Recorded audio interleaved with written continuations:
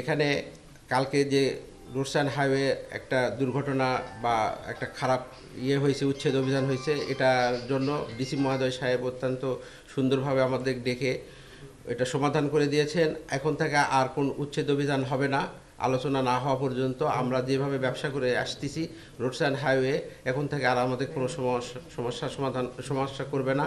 এই জন্য ডিসি মহোদয় সাহেবকে আমি অত্যন্ত আন্তরিকভাবে ধন্যবাদ জানাচ্ছি পেট্রোল পাম্প ওনার্স অ্যাসোসিয়েশন থেকে। এবং আপনারা যারা আমাদের প্রতি সমবেদনা জানায় পেট্রোল পাম্প বন্ধ করেছেন, ডিপো বন্ধ করেছেন, আপনাদের কাছে জোর আকুল আবেদন করতেছি আপনারা ডিপো খুলে দেন এবং আপনারা স্ব ব্যবসায় হয়ে যান, শুরু করেন, মানুষের ভোগান্তি যাতে না হয়। আর এই জন্য ডিসি মহোদয় সাহেবকে ধন্যবাদ জানিয়ে আমি আমার কর্মসূচি প্রত্যাহার করে নিলাম।